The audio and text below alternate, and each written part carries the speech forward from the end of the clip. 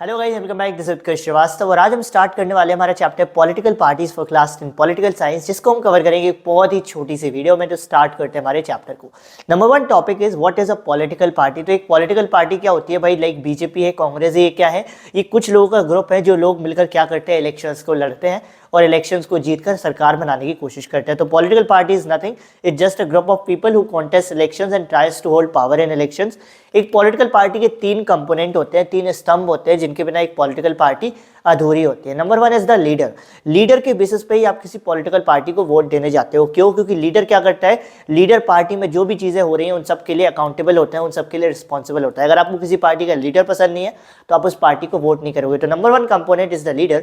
Number 2 component is the active members. उस party के अंदर जितने भी एमएलएज हैं, जितने भी एमपीज हैं या जितने भी छोटे बड़े लीडर्स हैं, जो लोग क्या करते हैं, पार्टी में हो रही मीटिंग्स में पार्टिसिपेट करते हैं, एक्टिवली सपोर्ट करते हैं मीटिंग्स को, वो सभी लोग एक्टिव मेंबर्स। बेसिकली पार्टी के कार्यकर्ताओं को हम एक्टिव मेंबर्स बोलते हैं। ठीक है, अब ये लोग कैसे काम करते हैं एक्टिव मेंबर्स, ये हम पढ़ेंगे इस आने वाले टॉपिक्स में। Third is the followers. Followers क्या होते हैं? फॉलोअर्स डिसाइड करते हैं कि एक पॉलिटिकल पार्टी कितनी पॉपुलर है, कितना उसको सपोर्ट मिल रहा है। लाइक अगर किसी पार्टी के बहुत ज्यादा फॉलोअर्स होंगे तो इसका मतलब वो पार्टी बहुत ही ज्यादा पॉपुलर है, उसको बहुत ही ज्यादा जनता से ढेर सारा सपोर्ट मिलता है। तो एक पॉलिटिकल पार्टी के 3 कंपोनेंट होते हैं जिनके बिना एक पॉलिटिकल पार्टी अधूरी है। That is the leaders, active members and the followers. Move on करते हैं नेक्स्ट टॉपिक की तरफ, that is the functions of political parties. Political party के सबसे पहला फंक्शन हमको पता है, तुमको पता है, सबको पता है यार। पहला फंक्शन तो यही है कि पॉलिटिकल पार्टीज इलेक्शंस को लड़ती हैं। अगर पॉलिटिकल पार्टी नहीं लड़ेगी तो कौन इलेक्शन लड़ेगा भाई? तो number 1 is political parties contest elections. Number 2 parties put forward different policies and programs. Basically parties क्या करती है, अलग अलग पॉलिसीज बनाती है, अलग अलग प्रोग्राम्स को स्टार्ट करती है। और ये सारी चीजें वो क्यों करती है? सो दैट वो ज्यादा से ज्यादा वोटर्स को अट्रैक्ट कर सके, सो दैट वो ज्यादा से ज्यादा लोगों को सपोर्ट गेन कर सके। थर्ड चीज पार्टी क्या करती है, party plays a decisive role in making laws for the country. देखो, देश के लिए कानून पार्लियामेंट में बनता है और पार्लियामेंट में मेजोरिटी में वही पार्टी होगी जो पार्टी क्या करेगी, सरकार बनाएगी। लाइक सपोज करो बीजेपी है तो बीजेपी पार्लियामेंट में आज के टाइम पर मेजोरिटी में है, तो जो भी कानून बनेगा उसमें बीजेपी को हमेशा एडवांटेज रहेगा। क्यों? क्योंकि पार्लियामेंट में उनके लोग ज्यादा है। इसीलिए हम क्या बोलते हैं, पार्टीज क्या करती हैं, एक बहुत ही इंपॉर्टेंट रोल प्ले करती हैं जब हमारे देश में कोई भी कानून बनता है। क्यों? क्योंकि उनके एमएलएज एमपीसी डिसाइड करते हैं कि वो लॉ पास होगी या नहीं होगी। फोर्थ चीज क्या होती है, parties form and run government. जो भी पार्टी इलेक्शंस को जीतती है वो सरकार को बनाती है और सरकार को चलाती है। सरकार कैसे चलाती है? बेसिकली एक चीफ मिनिस्टर होता है या प्राइम मिनिस्टर होता है, वो क्या करता है, वो हर एक छोटा छोटा डिपार्टमेंट अलग अलग मिनिस्टर्स को दे देता है और वो अलग अलग मिनिस्टर्स क्या करते हैं, अपने अपने डिपार्टमेंट को संभालते हैं और इस तरीके से सरकार को चलाया जाता है। नेक्स्ट फंक्शन है, जो पार्टी इलेक्शंस में हारती है उनका क्या भाई, जो पार्टी इलेक्शंस में हारती है उनका भी एक बहुत बड़ा रोल होता है। Like they plays the role of opposition party. और अपोजिशन पार्टी का रोल डेमोक्रेसी में बहुत इंपॉर्टेंट है, क्योंकि अपोजिशन पार्टी की वजह से हमको क्या पता चलता है, हमको रूलिंग पार्टी जो इसकी सरकार बनी हुई है उनकी फेलियर्स के बारे में, उनकी जो फेलियर्स हैं, वो जो गलत चीजें कर रहे हैं उनके बारे में पता चलता है। साथ ही साथ अपोजिशन पार्टी हमारे सामने एक नया नजरिया रखती है। Sixth function is party shape public opinion. Shape public opinion का मतलब है हमारे देश में 130 करोड़ लोग हैं, 130 करोड़ लोगों की बातों को सुनना और उनकी डिमांड को जनता के सामने लाकर रखना is a very difficult task. लेकिन पॉलिटिकल पार्टीज वोट को अट्रैक्ट करने के लिए, वोटर्स बैंक को अट्रैक्ट करने के लिए ज्यादा से ज्यादा लोगों की डिमांड्स को सुनती है और उन डिमांड्स में जो कॉमन डिमांड होती है उसको फिर जनता के सामने रखती है। इसीलिए हम बोलते हैं कि जो पॉलिटिकल पार्टीज होती है ये पब्लिक ओपिनियन को शेप करती है। The last thing, parties provide people access to the government machinery and the welfare schemes implemented by government। जो भी सरकार वेलफेयर स्कीम्स बनाती है या जो भी सरकार कुछ अच्छी अच्छी योजनाएं लाती है, उन योजनाओं का लाभ क्या करती है पॉलिटिकल पार्टीज और उनके कार्यकर्ता लोगों तक पहुंचाते हैं। लाइक जो गांव के लोग हैं उन तक जो लाभ नहीं पहुंचता है तो उस पॉलिटिकल पार्टी के जो कार्यकर्ता होंगे, जो उसके एक्टिव मेंबर्स होंगे, वो क्या करेंगे, वो बेसिकली उस पॉलिटिकल पार्टी ने, जिसकी सरकार है, उसने जो भी कानून बनाया है, जो भी योजनाएं बनाई है, उनका लाभ, उनका बेनिफिट उन लोगों तक पहुंचाते हैं। तो ये हमारे 7 फंक्शंस है जो भी आपको स्क्रीन पे दिख रहे हैं। आप चाहो तो इसके स्क्रीनशॉट भी ले सकते हो। मूव ऑन करते हैं नेक्स्ट टॉपिक पे, that is why do we need political party. Very awesome question कि भाई पॉलिटिकल पार्टी की जरूरत ही क्यों है, बिना पॉलिटिकल पार्टी के काम नहीं चल सकता क्या? देखो, सबसे पहले तो पॉलिटिकल पार्टी की जरूरत हमें इसलिए है क्योंकि पॉलिटिकल पार्टी अभी जो हमने 7 फंक्शंस पढ़े उनको परफॉर्म करती है। ये तो हो गई बेसिक पार्ट। अब सपोज करो एक ऐसा टाइम जहां पर कोई पॉलिटिकल पार्टी नहीं है, सपोज करो इंडिया में कोई पॉलिटिकल पार्टी नहीं है, तो क्या होगा, इलेक्शंस तो होंगे लेकिन हर कैंडिडेट क्या हो जाएगा, आजाद हो जाएगा, इंडिपेंडेंट हो जाएगा। कोई भी कैंडिडेट, कोई भी इंसान क्या करेगा, पूरे देश की जिम्मेदारी नहीं लेगा, देश में क्या हो रहा है, क्या होना चाहिए, इसकी जिम्मेदारी नहीं लेगा, कोई किसी भी चीज के लिए आंसरेबल नहीं होगा। ऐसे में क्या होगा, पूरे देश का सिस्टम खराब हो जाएगा, पूरा देश खराब हो जाएगा। तो इसीलिए हमको पॉलिटिकल पार्टी की जरूरत है, सो दैट क्या हो सके, कोई एक पॉलिटिकल पार्टी या कुछ लोग पूरे देश में क्या होने वाला है या क्या होगा उसकी जिम्मेदारी तो ले, एटलीस्ट हमारे देश के सिस्टम को अच्छे से चलाएं। साथ ही साथ ये भी कहा जाता है कि जितनी ज़्यादा पॉलिटिकल पार्टीज होगी उतनी ही अच्छी डेमोक्रेसी होगी, उतनी ही अच्छी डेमोक्रेसी होती जाएगी। नेक्स्ट इंपॉर्टेंट क्वेश्चन हमारे सामने है कि कितनी पार्टीज होनी चाहिए देश में, कितनी ज़्यादा पॉलिटिकल पार्टीज या कितनी कम पॉलिटिकल पार्टीज होनी चाहिए। कुछ देश है जहाँ पर 700 से भी ज़्यादा पॉलिटिकल पार्टीज है लाइक इंडिया, और कुछ देश है जहाँ पर सिर्फ एक ही पार्टी है। तो अलग अलग पार्टी सिस्टम भी अलग अलग होते हैं पॉलिटिकल पार्टी सिस्टम। लाइक किसी किसी देश में सिर्फ एक ही पॉलिटिकल पार्टी होती है, वही हमेशा क्या करती है, सरकार को चलाती रहती है, लाइक चाइना में। तो ऐसे देश जहाँ पर सिर्फ एक ही पॉलिटिकल पार्टी हमेशा कंट्रोल करती है, हमेशा पावर में रहती है, उस सिस्टम को हम वन पार्टी सिस्टम कहते हैं, जो हमारे चाइना में देखने को मिल जाता है। टू पार्टी सिस्टम भी होता है जहां पर क्या होता है, मेनली दो पार्टीज होती हैं और वो दो पार्टीज ही आपस में क्या करती रहती हैं, कभी हारती रहती हैं, कभी जीतती रहती है। लाइक अमेरिका में क्या होता है, दो पॉलिटिकल पार्टीज है, डेमोक्रेटिक पार्टी, रिपब्लिक पार्टी। तो अमेरिका में जब भी इलेक्शन होता है या तो डेमोक्रेटिक जीत जाती है या रिपब्लिक जीत जाती है, कोई भी तीसरी पार्टी आज तक वहां पर जीती ही नहीं। तो टू पार्टी सिस्टम में बेसिकली क्या होता है, दो या दो से ज्यादा पार्टीज तो होती है, लेकिन जीतने के चांस सिर्फ दो ही पार्टीज के होते हैं। लाइक अमेरिका में है जैसे डेमोक्रेटिक और रिपब्लिक पार्टी। फिर आते हैं इंडिया जैसे देश जहां पर दो या दो से ज्यादा पॉलिटिकल पार्टीज भी होती हैं और दो से ज्यादा पॉलिटिकल पार्टीज के जीतने के चांसेस भी होते हैं। लाइक जब यूपी में इलेक्शंस हुए थे तो यूपी में इलेक्शंस के किन किन पार्टीज के जीतने के चांसेस थे, समाजवादी पार्टी भी जीत सकती थी, बहुजन समाज पार्टी भी जीत सकती थी, बीजेपी भी जीत सकती थी। तो यहाँ पे क्या था, जितनी पार्टीज थी ऑलमोस्ट सबके अच्छे अच्छे चांस थे। अभी गुजरात में इलेक्शंस हुए तो वहां पर आम आदमी पार्टी के भी थे, कांग्रेस के भी थे एंड बीजेपी के भी थे। तो ऐसे देश जहां पर दो से ज्यादा पॉलिटिकल पार्टीज हो और जीतने के चांसेस भी दो से ज्यादा पॉलिटिकल पार्टीज के हो, उन देशों के सिस्टम को हम मल्टी पार्टी सिस्टम कहते हैं। मूव ऑन करते हैं हमारे नेक्स्ट टॉपिक की तरफ, that is national party. Basically national parties वो पार्टीज होती है जिनके पास ये एलिजिबिलिटी होती है, जिसके पास ये स्टेटस होता है कि वो पूरे देश में किसी भी जगह पर जाकर इलेक्शंस लड़ सकते हैं। लाइक इंडियन कांग्रेस है, बीजेपी है, अब आम आदमी पार्टी भी बन गई है। तो आम आदमी पार्टी क्या कर सकती है, पूरे देश में कहीं पर भी इलेक्शंस लड़ सकती है, स्पेशली प्रधानमंत्री के लिए भी इलेक्शन लड़ सकती है। अब बेसिकली जिस तरीके से क्रिकेट में एम्पायर होता है उसी तरीके से इलेक्शंस की देखभाल करने के लिए भी कि इलेक्शन में सब ठीक हो रहा है या नहीं, इलेक्शंस में भी एक एम्पायर होता है जिसको हम इलेक्शन कमीशन के नाम से जानते हैं। बेसिकली इलेक्शन कमीशन भी एक एम्पायर की तरह होता है जो पूरे देखभाल करता है इलेक्शन से रिलेटेड। वो इलेक्शन से होने वाली हर चीज का शेड्यूल बनाता है, इलेक्शन से हो रही हर छोटी बड़ी जानकारी के बारे में जनता को अवगत कराता है और सारी चीजें इलेक्शंस में जो भी होगा XYZ उन सब का रिकॉर्ड अपने पास रखता है। ये जो इलेक्शन कमीशन है, माना जाता है कि ये क्या करता है, हर पार्टी को इक्वली ट्रीट करता है, लेकिन साथ ही साथ ये क्या करता है, कुछ पार्टीज को स्पेशल स्टेटस भी देता है। लाइक जो पार्टीज नेशनल पार्टीज होती हैं उनको क्या होता है, इलेक्शन कमीशन से एक अलग बिल्कुल सिंबल मिलता है, उनको प्रॉपर उनका ऑफिस मिलता है, उनको प्रॉपर गाड़ी, इन सब चीज़ों का खर्चा मिलता है। और साथ ही साथ लाइक आज के टाइम पर आम आदमी पार्टी अभी कुछ टाइम पहले नेशनल पार्टी बनी, तो क्या होगा, आम आदमी पार्टी को एक अलग ऑफिस दिया जाएगा। साथ ही साथ उनको क्या होगा, अब जब आप वोटिंग करने जाओगे तो आम आदमी पार्टी का सिंबल पहले या दूसरे या तीसरे शुरुआत में ही आपको दिखेगा। अभी तक जब तक आम आदमी पार्टी नेशनल पार्टी नहीं थी तो आम आदमी पार्टी का सिंबल बहुत ही नीचे आता था, कभी अपने पेरेंट्स से पूछना, लेकिन अब आम आदमी पार्टी का सिंबल बहुत ऊपर आएगा। तो क्या होता है कि इलेक्शन कमीशन वैसे तो सब पार्टीज को इक्वली ट्रीट करती है, लेकिन कुछ पार्टीज को जिनका स्पेशल स्टेटस है, लाइक नेशनल पार्टीज हैं जो, उनको कुछ स्पेशल प्रिविलेजेस देती है, जैसे उनको स्पेशल सिंबल देगी, उनको ऑफिस देगी, उनको कार देगी, ट्रांसपोर्टेशन कॉस्ट, ये सारी चीजें देगी। अब आप सबके मन में भी ये सवाल आ रहा होगा कि भाई पार्टीज बनती कैसे हैं, क्यों हम किसी पार्टी को स्टेट पार्टी कहते हैं, क्यों हम किसी पार्टी को नेशनल पार्टी कहते हैं। तो भाई इसके भी कुछ रूल बनाए गए हैं, नियम बनाए गए हैं कि अगर इस रूल को फॉलो करती है तो वो नेशनल पार्टी है, और इस क्राइटेरिया को फॉलो करती है तो वो स्टेट पार्टी है। लेकिन स्टेट पार्टी के लिए क्या रूल बनाया गया है कि वही पार्टी स्टेट पार्टी कहलाएगी जो 6% of the total vote secure करे और साथ ही साथ कम से कम 2 लोकसभा की सीट्स को जीते। अगर एक स्टेट पार्टी किसी जगह पर जाकर क्या करती है, किसी जगह के टोटल वोट्स में से एटलीस्ट 6% वोट जीते और कम से कम 2 सीट्स जीते, तब वो स्टेट पार्टी कहलाएगी। और नेशनल पार्टी में तो बहुत ही अलग कॉन्सेप्ट है कि उसको क्या करना पड़ेगा, कम से कम लोकसभा में 6% ऑफ द टोटल वोट्स जीतने पड़ेंगे और 4 लोकसभा सीट्स जीतनी पड़ेंगी। लाइक अभी जो था हमारी आम आदमी पार्टी, ये कैसे नेशनल पार्टी बनी, क्योंकि इसने 4 जगहों पर क्या किया था, इसने 4 जगहों पर 4 लोकसभा सीट से ज्यादा जीता। लाइक आम आदमी पार्टी कहाँ कहाँ पे, पंजाब में जीती थी, गोवा में भी इन्होंने 4 से ज्यादा सीट जीत ली थी, फिर हमारा जो अभी पंजाब दिल्ली में हुआ था वहां पर भी बढ़िया जीती थी, और गुजरात में भी इनकी 5-6 सीट्स आ गई थी। इसीलिए ये क्या हो गए, ये नेशनल पार्टी बन गए। तो नेशनल पार्टी स्टेट पार्टी कैसे बनते हैं ये भी आई होप सो आप समझ गए। अब हम पढ़ेंगे कुछ नेशनल पार्टीज के बारे में इंडिया की, जो इंडिया की नेशनल पार्टीज मानी जाती हैं बहुत समय से हैं। सबसे पहले आती है हमारी ऑल इंडिया तृणमूल कांग्रेस, जिसकी लीडरशिप कौन करती है? आज के टाइम पर ममता बनर्जी करती हैं, जो कहाँ की चीफ मिनिस्टर है अभी हमारी, जो चीफ मिनिस्टर है हमारी वेस्ट बंगाल की। ये जो पार्टी थी ये 1 जनवरी 1998 को फाउंड हुई थी। ये नेशनल पार्टी बन गई थी 2016 में, और इसका जो सिंबल है आपको स्क्रीन पर दिख रहा है, फ्लावर एंड ग्रास। ओके, इसकी आइडियोलॉजी किन चीज़ों पर बेस्ड होती है? इसकी आइडियोलॉजी बेस्ड है सेक्युलरिज्म और फेडरलिज्म पर।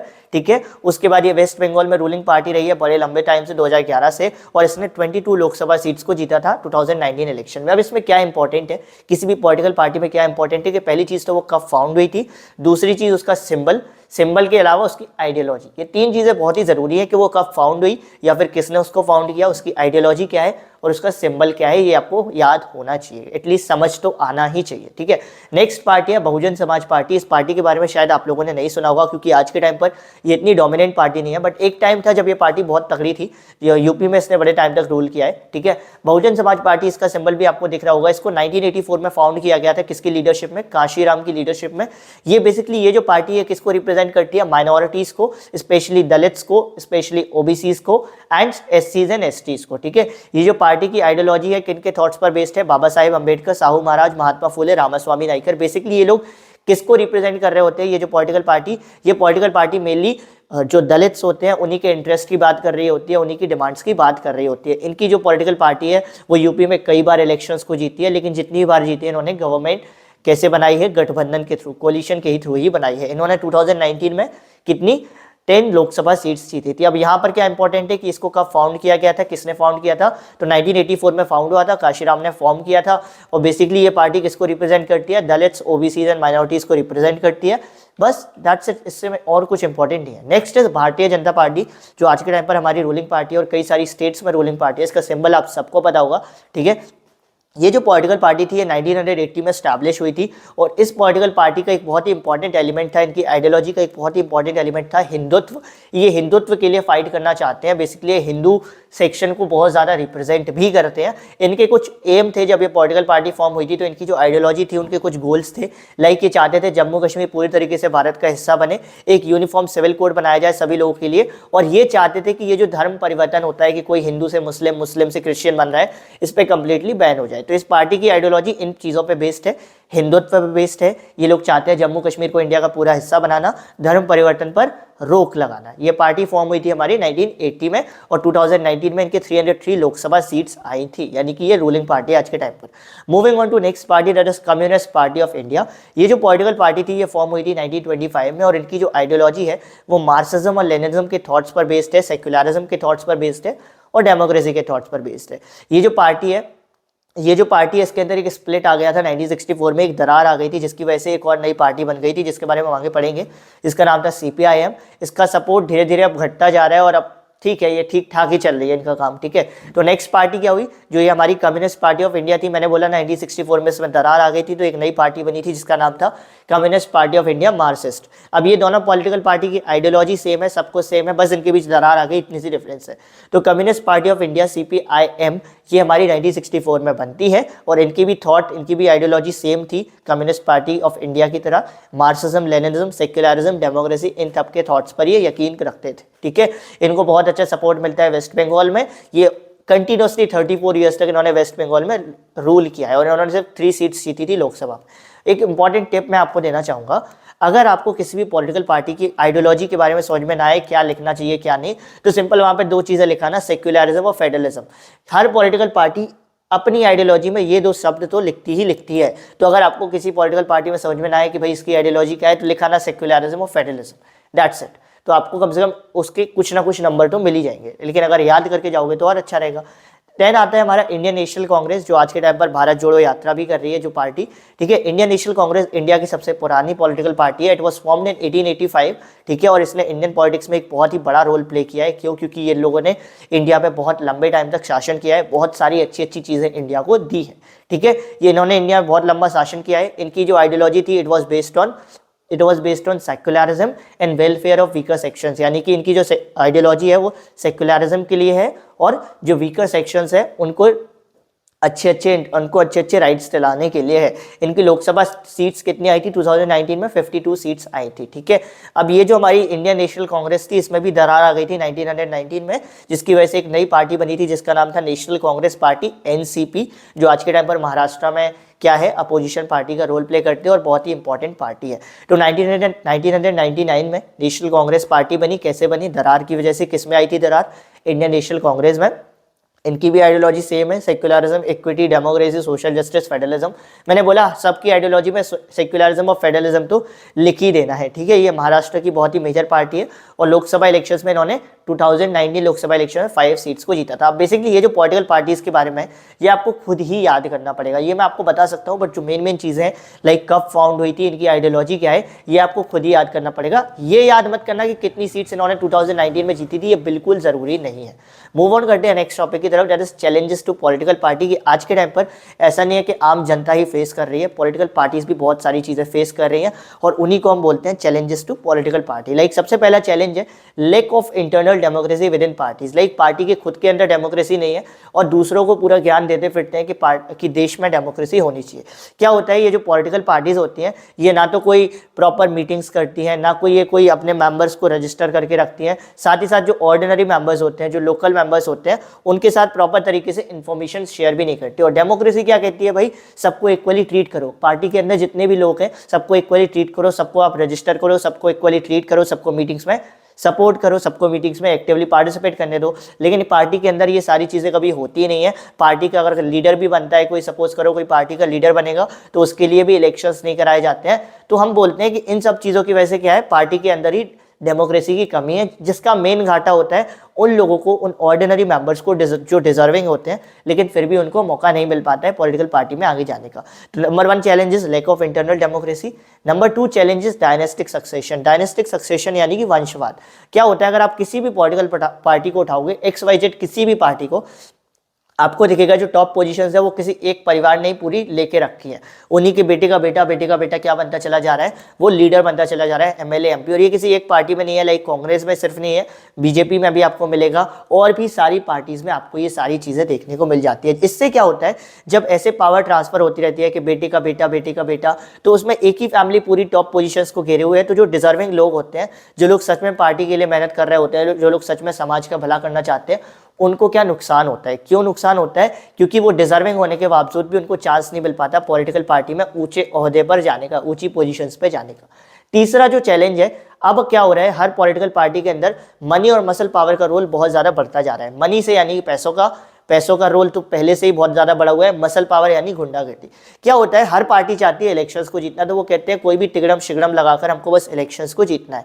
तो कई बार जो पॉलिटिकल पार्टीज होती है वो डिजर्विंग कैंडिडेट को ना देकर उन लोगों को टिकट दे देती है जिनके पास या तो बहुत सारा पैसा होता है या फिर जो लोग कहीं से बहुत सारे पैसे की जुगाड़ कर सकते हैं इलेक्शंस के लिए। क्योंकि जिसके पास पैसा होगा आज के टाइम पर हम मान लेते हैं वही इलेक्शन लड़ सकता है और वही इलेक्शन जीतने की दम रख सकता है, ठीक है। तो कई बार पॉलिटिकल पार्टी क्या करती है, डिजर्विंग कैंडिडेट को हटाकर उन लोगों को इलेक्शन लड़ने को बोल देती है, या तो जिनके पास बहुत सारा पैसा है या जो कहीं से बहुत सारा पैसा इकट्ठा कर देते हैं। कई बार पॉलिटिकल पार्टीज इलेक्शन जीतने के चक्कर में क्रिमिनल्स को तक टिकट दे देती हैं। क्यों? क्योंकि क्रिमिनल क्या होते हैं, क्रिमिनल जिस एरिया में क्रिमिनल होगा उस एरिया में उसका दबदबा होगा, तो वहां के वोटर्स तो उसे वोट देंगे ही देंगे। तो पॉलिटिकल पार्टी क्या करती है, इलेक्शन जीतने के चक्कर में या तो किसी ऐसे इंसान को टिकट दे देंगी जिसके पास बहुत पैसा है या जो कहीं से बहुत सारा पैसा ला सकता है, या फिर क्या करेंगी, किसी क्रिमिनल को टिकट दे देंगी जिसका एक दबदबा है एरिया में, जो इनको इलेक्शंस जिता सकता है। लाइक कई सारे ऐसे लोग हैं जिनके खिलाफ बहुत बड़े बड़े क्रिमिनल केसेस हैं, बट वो पॉलिटिशियन है, MLAs है, MPs है।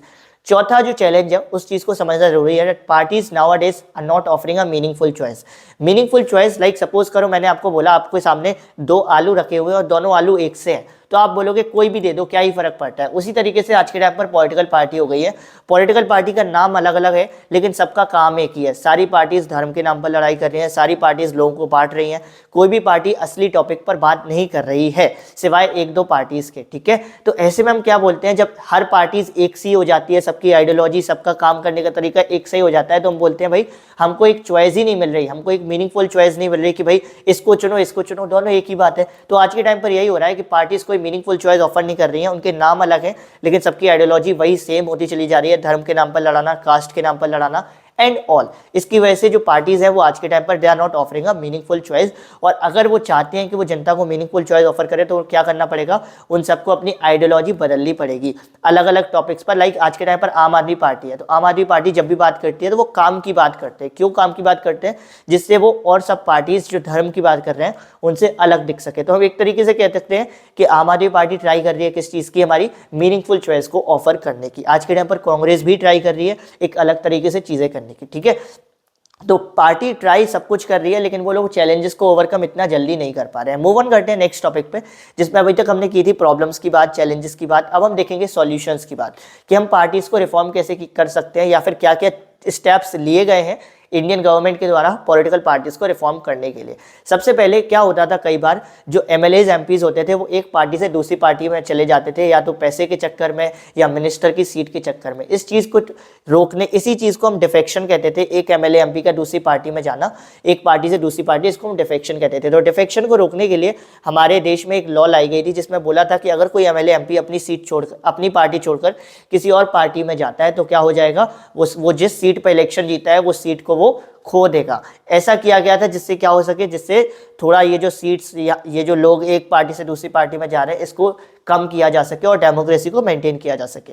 दूसरी चीज़ क्या की गई थी, सुप्रीम कोर्ट ने एक ऑर्डर पास किया था जिसमें उन्होंने कोशिश की थी कि जो पॉलिटिक्स है, वो जो इलेक्शंस है उसमें मनी और क्रिमिनल का जो इन्फ्लुएंस है वो थोड़ा कम हो जाए। उन्होंने बोला था कि जो भी इंसान इलेक्शंस लड़ने जाएगा उसको पहले एक एफिडेविट, एक डॉक्यूमेंट सबमिट करना पड़ेगा, जिसमें उसको बताना पड़ेगा कि उसके पास कितनी प्रॉपर्टी है और उसके खिलाफ कितने ज़्यादा क्रिमिनल केसेस हैं। लेकिन ये जो सुप्रीम कोर्ट ने पास किया था उसमें एक प्रॉब्लम थी कि क्रॉस चेक करने के लिए कुछ नहीं था। सपोज करो अगर कोई कैंडिडेट अपने बारे में गलत इन्फॉर्मेशन भी दे देता है तो किसी को पता नहीं चलेगा कि उसने गलत इन्फॉर्मेशन दिया। क्यों? क्योंकि कोई उस इन्फॉर्मेशन को जो वो एफिडेविट सबमिट कर रहे थे उसको चेक करने वाला था ही नहीं। तो एक तरीके से एक फॉर्मेलिटी ही थी। तीसरा जो चैलेंज था, वो तीसरा जो रिफॉर्म किया गया था वो ये था कि पॉलिटिकल पार्टीज़ को बोला गया था कि अब सब पॉलिटिकल पार्टीज़ को कंपलसरी कर दिया गया है कि उनको क्या करना पड़ेगा, इनकम टैक्स फाइल करना पड़ेगा और साथ ही साथ इलेक्शंस करने पड़ेंगे और मीटिंग्स करनी पड़ेंगी रेगुलर से रेगुलर। बेसिकली ये स्टेप्स ये जो स्टेप लिया गया था ये एक फॉर्मेलिटी की तरह बना रहा। हर political party income tax file तो करती थी, लेकिन एक फॉर्मेलिटी थी, वो अपना सारा खर्चा वैसे भी छुपा लेते थे। हर पार्टी मीटिंग्स तो करती थी, इलेक्शंस तो करती थी, लेकिन ऑलरेडी सब कुछ पहले ही से डिसाइडेड होता था। तो ये सारी चीज़ें फॉर्मेलिटी के रूप में हुई। तो तीन जो स्टेप लिए गए थे पॉलिटिकल पार्टीज़ को रिफॉर्म करने के लिए, उनमें कौन कौन सा था? सबसे पहला एक लॉ बनाई गई थी कि एक एमएलए एमपी अगर पार्टी चेंज करता है तो वो अपनी सीट खो देगा। दूसरा, सुप्रीम कोर्ट ने बोला था कि हर कैंडिडेट एक एफिडेविट सबमिट करेगा जिसमें वो अपने क्रिमिनल केसेस, प्रॉपर्टी के बारे में बताएगा। और तीसरी चीज़ क्या की गई थी कि हर पॉलिटिकल पार्टी को बोला गया था कि रेगुलर इलेक्शंस करने हैं और इनकम टैक्स रिटर्न्स को फाइल करने हैं। इन कोई ये बहुत बड़े स्टेप्स नहीं थे, इनका कोई बहुत बड़ा असर नहीं हुआ।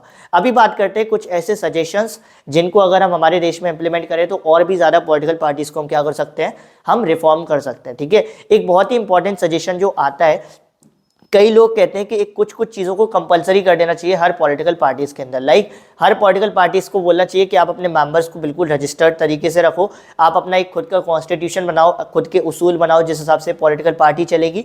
अब साथ ही साथ ये भी बोला गया कि आज के टाइम पर हम देखते हैं पॉलिटिकल पार्टीज़ के अंदर ही बहुत ज़्यादा लड़ाई होती है।